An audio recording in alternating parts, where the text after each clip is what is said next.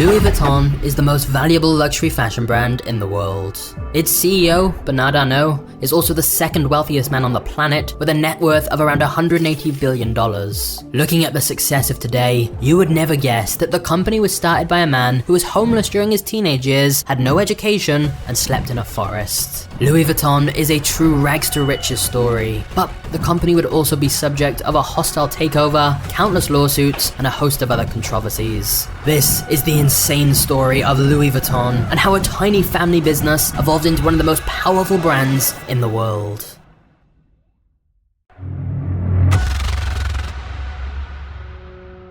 Louis Vuitton was born in 1821 and grew up working on his family farm in France in a small village called Ancaille in the middle of nowhere. They had no electricity and no running water. Louis' father Xavier was a miller and farmer, whilst his mother Corinne made hats to help make some extra cash. There are no records showing that Louis ever received an education. The nearest school was in a village 6 miles away, and it's believed he worked full-time on the family farm without learning how to read or write. Louis would have been working in the fields every day from dusk till dawn, just to make enough food to help feed his family. Needless to say, the Vuittons were struggling financially, and young Louis was born into a situation that should have doomed him from ever having a bright future. And then, things got much worse. Louis' mother died when he was just 10 years old, and his father quickly remarried another woman. But Louis' new stepmother was incredibly controlling and manipulative towards him, and he constantly got into fights with her. And so, when he was just 13 years old, he ran away from home with plans to go to Paris. He slipped out in the middle of the night without even saying goodbye. There was just one problem. Paris was 225 miles away, and Louis had no money or food, so he was forced to walk along dirt roads. Most nights, he slept in the woods with an empty stomach and just a cloak to keep him warm. Every time he ran into a new village, he would do odd jobs in exchange for food or coins. However, there was never enough money left over for housing, so he continued to sleep in the woods or wherever he could find shelter for the night.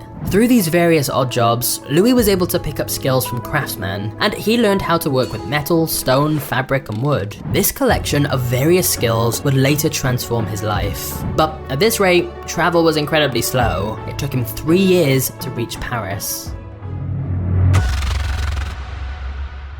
Not long after he arrived in Paris, Louis was able to work as an apprentice boxmaker and packer. Boxmakers would make custom-sized boxes for clients, as well as pack and unpack them whenever a client was about to go on a trip. This job allowed him to meet many people from the upper class who were looking for custom-made luggage for their travels. And Louis worked here for several years, learning the craft and working as hard as he could. In fact, in 1851, the Empress of France ended up being a customer and took notice of his fine craftsmanship. She appointed him as her personal boxmaker and packer. For most boxmakers, this would be the highest honor anyone could ever achieve in their career. Louis had gone from a homeless teenager with nothing to his name to now working a prestigious job amongst royalty. That was a massive achievement on its own. But Louis Vuitton had an even bigger vision for his future. After getting married when he was 33, Louis used his savings to start his own business and opened up his own boxmaking workshop in Paris to begin selling his own products. You see, Louis had noticed a major flaw in the luggage of the day. All of the boxes were made of leather and had rounded dome-shaped tops so that rain would roll off the top of the luggage. The major issue was that it was impossible to stack them, so packers had to carry the boxes one by one. Louis began experimenting with different materials to use instead, and found that canvas was lighter, durable, and more water resistant, which meant the trunks could have flat tops instead. This made everything more efficient, as it was now possible to stack them up in a pile and pack multiple trunks at the same time, and they were also more compact. Louis' new suitcase design brought on the dawn of modern-day luggage. At this point, Louis had already built up his professional reputation as well as connections to the upper class, so once he launched his new line of luggage, it was immediately a huge success. He even created a Louis Vuitton catalog so that customers could look at products that he had available and have them made before sending it to their homes. Within 2 years of creating his new suitcases, they were considered an elegant and must-have accessory amongst the wealthy, as it became a status symbol, and the brand had become so popular that he was receiving orders from around the world. He even began receiving orders from royals as far away as Egypt. In 1859, Louis made enough profit to hire a team of craftsmen to help fulfill his orders. He opened a new workshop outside of Paris where he hired 20 employees. Around that time, more and more people were beginning to travel by train and boat, so the number of his potential customers increased exponentially. Traveling was no longer a hobby exclusive to the rich. People from all walks of life were now in need of high-quality luggage. It would seem as though Louis had made it and would go on to succeed for the rest of his life. Unfortunately, that was not the case. France was heading to war, and tragedy was about to strike once again for Louis Vuitton. In 1870, when Louis was 49 years old, the Franco-Prussian War broke out. Louis had to flee his home and live in a cramped shelter with thousands of others. Food supplies were extremely low, and he feared for his life. When Louis could finally return to his shop in 1871, everything was destroyed. Windows were smashed, equipment was stolen, and he had lost everything he'd worked so hard for. But instead of giving up, he decided to use his savings to rebuild the business, and vowed that it would be even better than it was before. With so many people displaced from the war, there were far more empty shops available for rent throughout the city. So Louis Vuitton took advantage of this by opening his new shop in a much more wealthy, aristocratic location in Paris. It was perfect, because it was right next to the railway station and the Grand Hotel, so travelers who needed new luggage didn't need to go far to find the Louis Vuitton store. By 1872, he came out with a brand new design, luggage made out of a beige canvas with stripes. This became incredibly popular, and people loved showing off the modern style. Many other brands tried to copy his style, but his bags were such ridiculously high quality that customers still preferred a true Louis Vuitton bag. For the next 20 years, Louis continued to work at his new shop in Paris, until his death when he was 70 years old. But his legacy was able to live on through his son Georges, who took over the family business. Georges sought out to expand the brand globally, such as opening a popular store in London. At this point, Louis Vuitton luggage was so popular that many other box makers were beginning to make counterfeits. So in 1896, Georges Vuitton brought out the now iconic LV monogram to make it harder to copy. The LV were his father's initials, in honor of the man who started the brand. But he also came up with the idea of adding a revolutionary new lock on the trunks that would make it impossible for thieves to pick them. By the year 1900, the company had 100 employees, and it continued to grow year after year. All of the employees were trained for a very long time in order to become expert box makers. Even to this day, Louis Vuitton employees train for 18 months to 2 years before they're trusted to make one of the products on their own. The company also began to expand into a whole new line of products because of another fashion icon, Coco Chanel. In 1925, she commissioned a small dome-shaped handbag. At first, this was a design that she personally came up with, and it was just for her. However, it would go on to be mass-produced, and it was given the name Alma.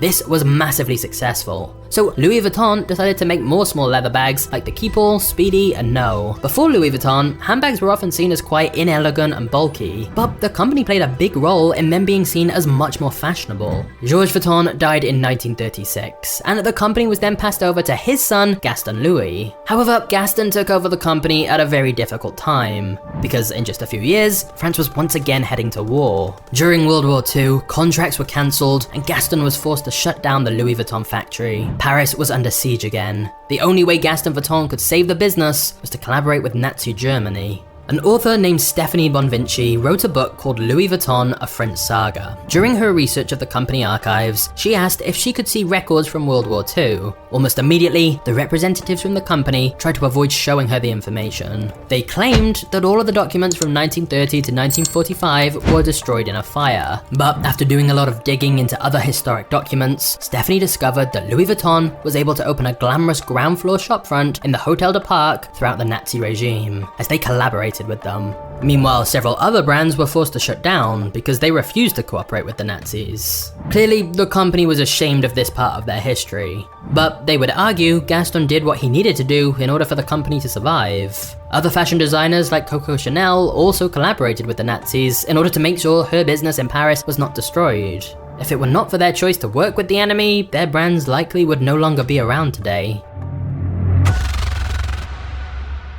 When Gaston passed away in 1970, his son-in-law Henri Racamire took over managing the Louis Vuitton brand. So we're now onto the 4th generation. But unlike his ancestors, Henri already had a lot of business experience from a company he'd run before. So when he took over Louis Vuitton, he was able to elevate the brand to a whole new level. Henri began making major changes to the Louis Vuitton brand in order to grow it from a family-owned company to the massive corporation that it is today. He switched Louis Vuitton's business model from wholesale to retail. By 1978, he'd expanded Louis Vuitton into many other countries, including Japan. And over the course of 6 years, and accounting for modern inflation, sales went from $20 million to $260 million. And so, in 1984, Henri decided to take the company public, and Louis Vuitton sold out the 1 million shares valued at $63.63 each. Henri took this momentum and influx of cash and began opening more stores all across the globe. By 1987, Louis Vuitton reached $1 billion in sales. It was far beyond what young Louis could have ever dreamed of when he first opened his first store in Paris. Henri also decided that the company should combine with Moet Hennessy, a luxury drinks company which produced champagne and cognac. and together they formed a new luxury conglomerate called LVMH. In theory, by joining together, it would allow them to pool resources and expand even faster. Unfortunately, after the merger, Henry didn't end up getting along well with the president of Moet Hennessy, so Henry asked a successful property developer he knew, named Bernard Arnault, to help him manage the situation. Unfortunately, inviting him in as an investor would backfire in a huge way. Bernard secretly bought 43% of the shares of Louis Vuitton, and got support from the Moet and Hennessy families to gain more power in LVMH. Henry felt he'd been betrayed by the man he'd brought in to help him, and so took Bernard to court, demanding that he should no longer have the majority stake in Louis Vuitton. But the courts ultimately sided with Bernard. Henry was so angry about being backstabbed by his friend that he decided to quit working for Louis Vuitton completely. Now, for the first time in nearly 100 years, no one from the Vuitton family was involved with the brand. After all of this drama of Bernard's hostile takeover, sales of Louis Vuitton began to crash. Journalists were no longer covering the brand, and for a while, it looked as though the company might fail. However, Bernard knew how to turn the fortune of the company around. Louis Vuitton was able to make a comeback when it began to collaborate with several fashion designers during its 100th anniversary collection. Big names like Vivienne Westwood and Isaac Mizrahi all created their own take on the iconic LV monogram logo. They created products that customers had never seen before, and people were once again trying to get their hands on a Louis Vuitton bag. Ultimately, Bernard's investment in Louis Vuitton paid off in a massive way. He is now the CEO of LVMH, and in 2021, Forbes officially dubbed him the richest man in the world with a net worth of over $180 billion. Now, of course, as stock prices move, these rich list rankings change, but he's almost always in the top 5 richest people in the world. However, out of the wealthiest people, like Bezos, Musk, Gates, Buffett, Bernard Arnault is definitely the least known, as he prefers to stay out of the spotlight. What we do know is he has such a ruthless reputation in business. He is known as the Wolf in Cashmere, which is why today LVMH has over 70 different brands it owns through all of the acquisitions and mergers Bernard has pulled off. This one company owns so many of the most luxurious brands in the world, and yet it all started with a broke, homeless teenager. In the modern world, Louis Vuitton continued to expand its brand with new colourful styles that resonated with a younger audience. In 1997, Marc Jacobs became the creative director. He designed the first ready-to-wear line and also created the popular monogram Vernus line of handbags. Marc Jacobs also expanded LV into watches, jewellery and sunglasses, although he eventually would move on from Louis Vuitton and come out with his own line of clothing and accessories.